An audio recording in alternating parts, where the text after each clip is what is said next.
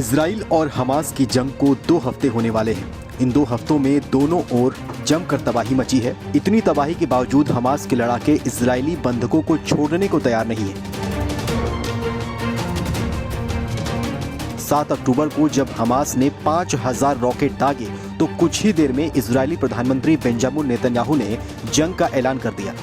जंग का ऐलान इसलिए भी करना पड़ा क्योंकि हमास के इस हमले को इजराइल के 50 साल के इतिहास का सबसे घातक हमला बताया जा रहा है।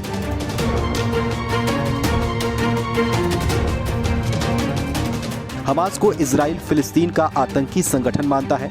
7 अक्टूबर को जब हमास ने हमला किया तो उसके लड़ाके इजरायली सीमा में भी दाखिल हो गए थे। हमास ने इजराइल के लगभग 200 नागरिकों को बंधक बना लिया था। इजरायली न्यूज चैनल कैन ने गुरुवार को बताया कि हमास ने करीब 200 नागरिकों को बंधक बना रखा है, जिसमें 30 नाबालिग हैं। 20 की उम्र 60 साल से भी ज्यादा है। वहीं हमास का कहना है कि 200 से 250 बंधक हैं। उसने दावा किया है कि 20 से ज्यादा बंधक इजराइल के हवाई हमलों में मारे गए हैं। इजराइल का कहना है कि हमास के लड़ाके नागरिकों को बंधक बनाकर गाजा पट्टी ले गए हैं। हालांकि उन्हें कहां रखा गया है इसकी सटीक लोकेशन नहीं मिली है। इसी कारण इनका रेस्क्यू करने में दिक्कत आ रही है। ऐसा माना जा रहा है कि कई सारे बंधकों को हमास ने गाजा पट्टी की सुरंगों में रखा है। इन सुरंगों को इजरायली सेना गाजा मेट्रो कहती है। सोमवार को हमास ने बंधक बनाई गई 21 साल की फ्रांसीसी इजरायली नागरिक मिया सेम का वीडियो जारी किया है। इस वीडियो में मिया के हाथ में चोट लगी दिखाई दे रही है और मेडिकल वर्कर उनका इलाज कर रहा था। मिया को हमास ने डांस पार्टी से बंधक बनाया था।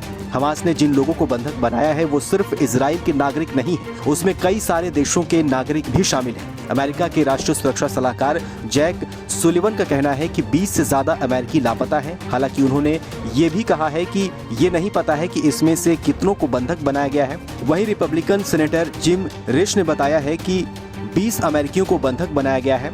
थाईलैंड ने अपने 17 और जर्मनी ने 8 नागरिकों को बंधक बनाए जाने की बात कही है। अर्जेंटीना के राष्ट्रपति अल्बर्टो ने परिवारों से वीडियो कॉल पर बात करते हुए कहा कि 16 नागरिकों को बंधक बनाए गए हैं। ब्रिटेन के राष्ट्रपति ऋषि सुनक के प्रवक्ता ने बताया है कि इजराइल हमास की जंग में कम से कम 9 ब्रिटिश नागरिक मारे गए हैं, जबकि 7 अब भी लापता हैं। गुरुवार को इजराइल दौरे पर पहुंचे सुनक ने लापता नागरिकों के परिजनों से मुलाकात की थी। माना जा रहा है कि उन्हें हमास ने बंधक बना लिया है। फ्रांस ने ये नहीं बताया है कि उसके कितने नागरिकों को बंधक बनाया गया है, लेकिन जंग शुरू होने के बाद से 7 फ्रांसीसी नागरिक लापता हैं। नीदरलैंड्स के सरकार के मुताबिक 18 साल के ओफिर एंगेल को हमास ने बेरी से किडनैप किया और उसे गाजा ले गए हैं। पुर्तगाल का मानना है कि 4 पुर्तगाली इजरायली नागरिक गायब हैं, उन्हें हमास ने बंधक बना लिया है। इजरायली चील डाफना को उनके स्पेनिश पति इवान के साथ बंधक बना लिया गया था। इटली का भी कहना है कि उनके 2 नागरिक लापता हैं। हमास की मिलिट्री विंग ने 16 अक्टूबर को बताया है कि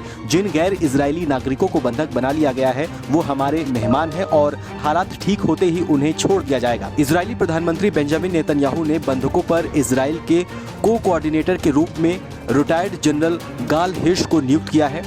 कतर भी बंधकों को छुड़ाने के लिए हमास और इजराइल के बीच मेडिएटर का काम कर रहा है। न्यूज एजेंसी ने सूत्रों के हवाले से बताया है कि इजरायली बच्चों महिलाओं की रिहाई के बदले इजराइल की जेल में बंद 36 फिलिस्तीनी महिलाओं बच्चों की रिहाई पर बात चल रही है। हालांकि अब तक बात नहीं बन पाई है। तुर्की के विदेश मंत्री हकान फिदान ने मंगलवार को बताया है कि विदेशियों, नागरिकों और बच्चों की रिहाई के लिए उनका देश भी हमास से बातचीत कर रहा है। उन्होंने बताया है कि अमेरिका और जर्मनी जैसे देशों ने अपने नागरिकों की रिहाई के लिए तुर्की से मदद मांगी है। अमेरिकी राष्ट्रपति जो बाइडेन ने बताया है कि उनकी सरकार बंधक बनाए गए अमेरिकियों को छुड़ाने के लिए लगातार काम कर रही है। इसके अलावा रेस्क्यू ऑपरेशन और इंटेलिजेंस में मदद करने के लिए अमेरिका ने एक टीम इजराइल भी भेजी है। ब्रिटेन के पीएम ऋषि सुनक ने बताया है कि उनकी सरकार भी बंधकों को सुरक्षित रिहाई के लिए बातचीत कर रही है। अर्जेंटीना भी बंधकों की लोकेशन का पता करने के लिए इजराइल की खुफिया एजेंसी के साथ मिलकर काम कर रही है। जर्मनी ने भी हमास के खिलाफ जांच शुरू कर दी है। जर्मन कानून के तहत जर्मनी विदेश में